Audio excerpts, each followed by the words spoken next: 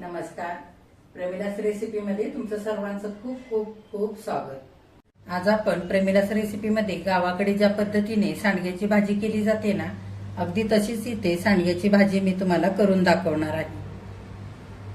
आता ही सांडग्याची भाजी चपातीसोबत, भाकरीसोबत किंवा भातासोबत खायला खूपच भारी लागते. हे बघा, लगेचच आपण रेसिपीला सुरुवात करूयात.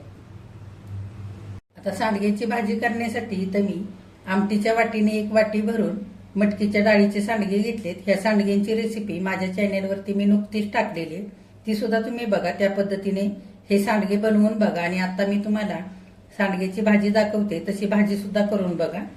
आणि बऱ्याचशा उन्हाळी वाळवणाच्या रेसिपी सुद्धा माझ्या चॅनेलवरती मी टाकलेल्या आहेत, त्या सुद्धा सगळ्या तुम्ही बघा.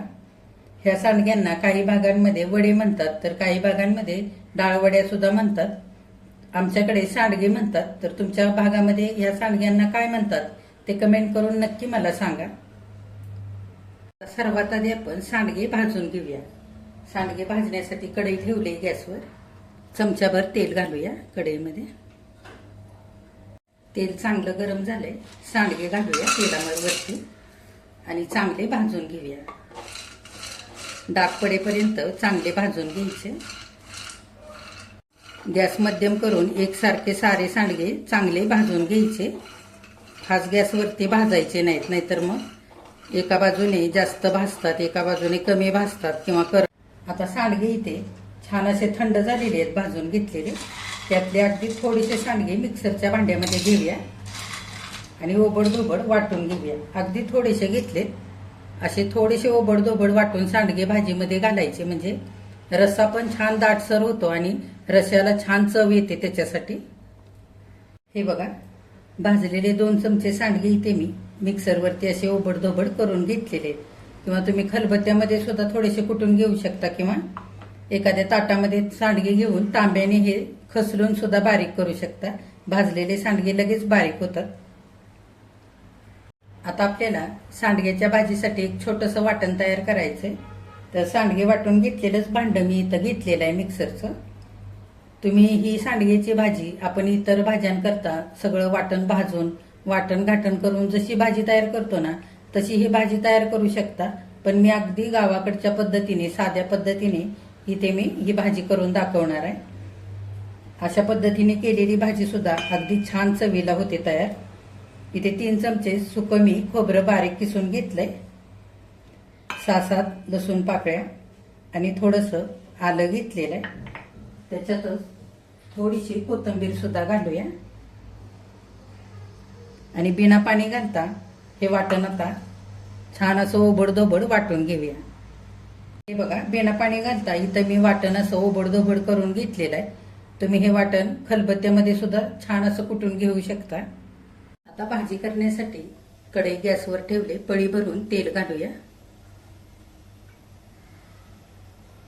आता तेल हलकसं गरम झालंय. पाव चमचा जिरं घालूया.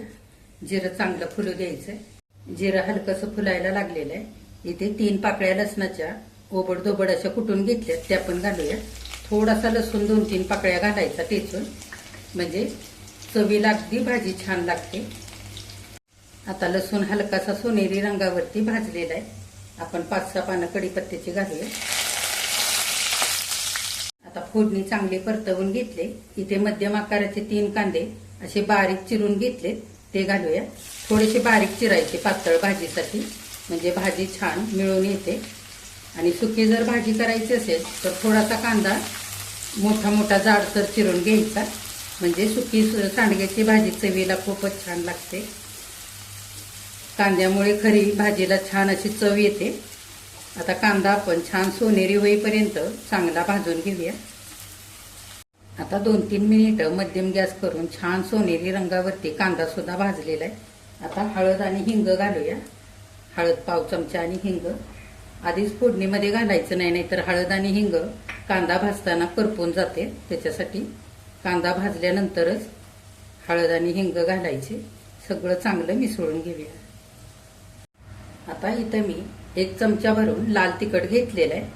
कांदा लसूण खोबरं मिसळलेला घाटी मसाला तो घालूया. जो तुम्ही रोज वापरता भाजी करता तो सुद्धा तुम्ही घालू शकता. रंगासाठी अर्धा चमचा बेडगी मिरची पावडर घेतली, ती सुद्धा घालूया. तुमच्या आवडीप्रमाणे तुम्ही इथे तिखट कमी जास्त करू शकता. आणि सांडगे करताना थोडंसं तिखट मीठ सुद्धा वापरलेलं आहे, त्याच्यामुळं इथे अंदाजाने तिखट आणि मीठ वापरायचंय. चांगलं छान तेलावरती परतवून घेऊया मिनिटभर.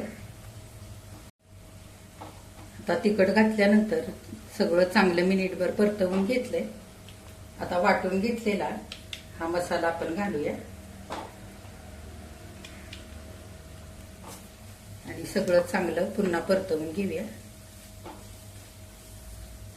आता बारीक गॅस करून 2 मिनिटं चांगलं सगळं वाटण परतवून घेतलंय.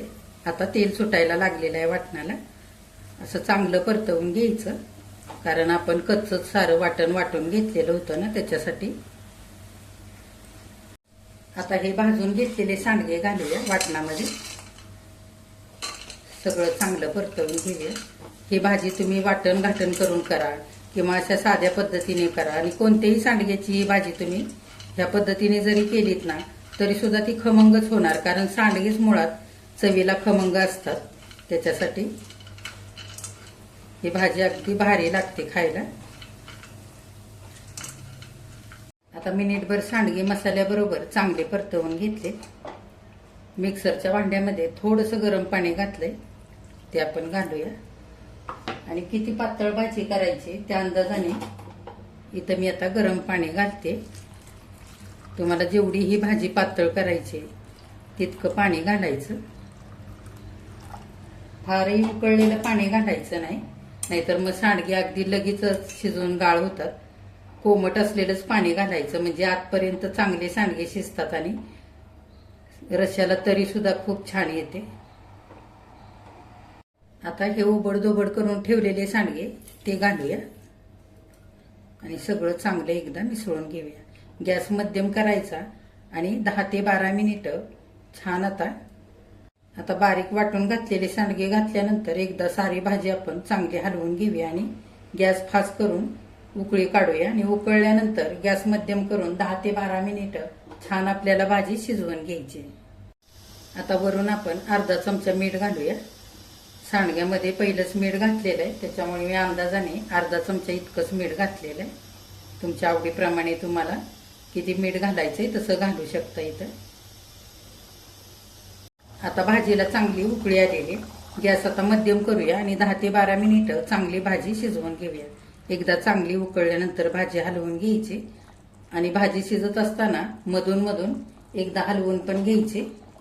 झाकण घालून सुद्धा शिजवू शकता किंवा बिना झाकण घालता जरी शिजवली ना भाजी तरी सुद्धा चालेल. झाकण जर घालत असाल तर अर्धच झाकण घालायचं, पूर्ण झाकण नाही घालायचं, नाहीतर मग भाजी आपली उतू जाऊ शकते त्याच्यासाठी, किंवा जास्त सांडगे शिजू शकतात त्याच्यासाठी. अर्ध झाकण घालूनच भाजी शिजवायची. असे मटकीच्या डाळीचे सांडगे किंवा चण्याच्या डाळीचे सांडगे, मिश्र डाळीचे सांडगे शिजायला थोडासा वेळ लागतो, आणि मुगाच्या डाळीचे सांडगे किंवा मिश्र डाळी भिजवून जे फेसाचे सांडगे केले जातात त्या सांडग्यांना शिजायला फार वेळ नाही लागत. आता 10 ते 12 मिनिटं झालेली. सांडग्याची भाजी आता इथं छान शिजले, थोडीशी आटलेली सुद्धा आहे. मी इथे ही सांडग्याची भाजी थोडीशी लपथबी बनवली. आता आपण इथे 1 चमचाभर भाजलेल्या शेंगदाण्याचा कूट घालूया. त्याच्यामुळे सुद्धा भाजी छान मिळून येते आणि चवीला सुद्धा खूपच भारी लागते. आमच्या भागामध्ये सर्वच भाज्यांमध्ये शेंगदाण्याचं कूट जरूर वापरतात. आवडत असेल तर घाला, नाही घातलं तरी सुद्धा चालेल, कारण आपली भाजी चांगली मिळून आलेली. कारण सांडगे आपण वाटून घातले होते ना. हे बघा अगदी मस्त भाजी झालेली. कूट घातल्यानंतर 1 मिनिटभरच भाजी आपल्याला आणखी शिजवून घ्यायची. वरून थोडीशी कोथिंबीर घालूया. आता मिनिटभर शेंगदाण्याचं कूट घातल्यानंतर आणखी मी भाजी चांगली शिजवून घेतले. हे बघा सांडगे पण छान शिजलेत. आपली भाजी इथे सांडग्याची तयार झाली. सांडगे अजिबात भाजीमध्ये विरघळलेले नाहीत. हे बघा अगदी मस्त भाजी झालेली. कूट घातल्यानंतर परत फार वेळ शिजवायची नाही भाजी, नाहीतर मग सांडगे अगदी शिजून गाळ होतात आणि भाजी बेसनासारखी होते त्याच्यासाठी. आता आपण गॅस बंद करूया आणि डिशमध्ये भाजी काढूया. हे बघा छान अशी तिखट झणझणीत चवीला चमचमीत असलेली सांडग्याची भाजी इथे करून तयार झालेली आहे खाण्यासाठी. एखाद्या वेळेला छान अशी चमचमीत भाजी खावीशी वाटली तर त्याच्यावरती उत्तम पर्याय आहे ही सांडग्याची भाजी. उन्हाळ्याच्या दिवसात भाज्या महागही असतात आणि थोड्या कमीही मिळतात. अशा वेळेला तुम्ही ही सांडग्याची भाजी करून खाऊ शकता. आजची रेसिपी तुम्हाला कशी वाटली कमेंट करून सांगायला अजिबात विसरू नका. आजची रेसिपी आवडल्यास एक लाईक सुद्धा करा आणि जे कोणी आता माझ्या रेसिपीज नव्याने बघत आहेत त्यांनी माझ्या चॅनेलला जरूर सबस्क्राईब सुद्धा करा.